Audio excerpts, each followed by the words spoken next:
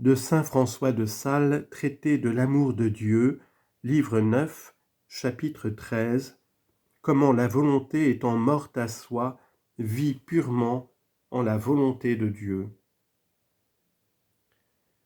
Nous parlons avec une propriété toute particulière de la mort des hommes en notre langage français, car nous l'appelons trépas, et les morts trépassés, signifiant que la mort entre les hommes n'est qu'un passage d'une vie à l'autre, et que mourir n'est autre chose sinon outrepasser les confins de cette vie mortelle pour aller à l'immortel. Certes, notre volonté ne peut jamais mourir, non plus que notre esprit, mais elle outrepasse quelquefois les limites de sa vie ordinaire pour vivre tout en la volonté divine. C'est lorsqu'elle ne sait ni ne veut plus rien vouloir, mais elle s'abandonne totalement et sans réserve au bon plaisir de la divine providence, se mêlant et détrempant tellement avec ce bon plaisir qu'elle ne paraît plus, mais est toute cachée avec Jésus-Christ en Dieu, où elle vit non plus elle-même, mais la volonté de Dieu vit en elle. Que devient la clarté des étoiles quand le soleil paraît en notre horizon ? Elle ne périt certes pas, mais elle est ravie et engloutie dans la souveraine lumière du soleil avec laquelle elle est heureusement mêlée et conjointe. Et que devient la volonté humaine quand elle est entièrement abandonnée au bon plaisir divin ? Elle ne périt pas tout à fait, mais elle est tellement abîmée et mêlée avec la volonté de Dieu qu'elle ne paraît plus et n'a plus aucun vouloir séparé de celui de Dieu. Imaginez-vous, Théotime, le glorieux et non jamais assez loué Saint Louis, qui s'embarque et fait voile pour aller outre-mer, et voyez que la reine, sa chère femme, s'embarque avec sa majesté. Or, qui eût demandé à cette brave princesse « Où allez-vous, madame ?» Elle eût sans doute répondu « Je vais où le roi va ». Et qui eût de rechef demandé « Mais savez-vous bien, madame, où le roi va ?» Elle eût aussi répondu « Il me l'a dit en général, et néanmoins je n'ai aucun souci de savoir où il va, mais seulement d'aller avec lui. » Que si on eût répliqué « Donc, madame, vous n'avez point de dessein en ce voyage ?» « Non, eût-elle dit, je n'en ai point d'autre que d'être avec mon cher Seigneur et mari. » Voire mais, lui, eût-on pu dire, il va en Égypte pour passer en Palestine.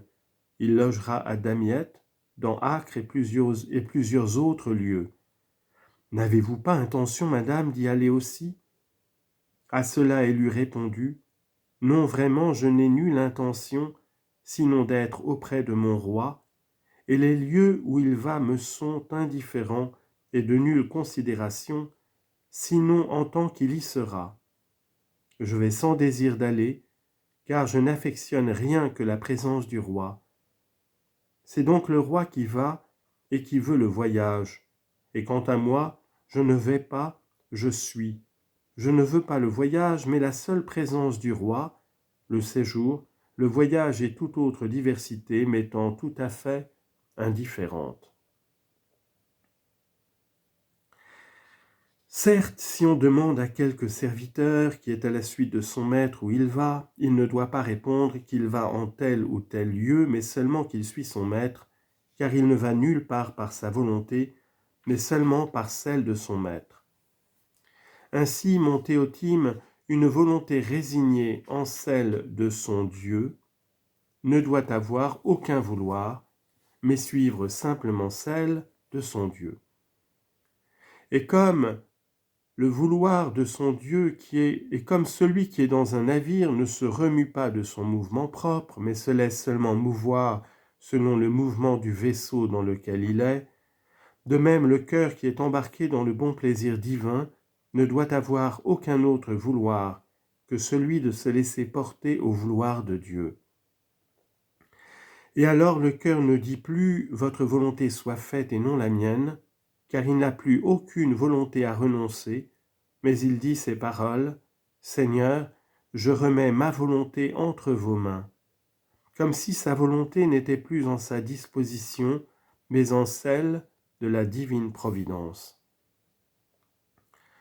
De sorte que ce n'est pas proprement comme les serviteurs suivent leur maître, car encore que le voyage se fasse par la volonté de leur maître, leur suite toutefois se fait par leur propre volonté particulière, bien qu'elle soit une volonté suivante et servante, soumise et assujettie à celle de leur maître.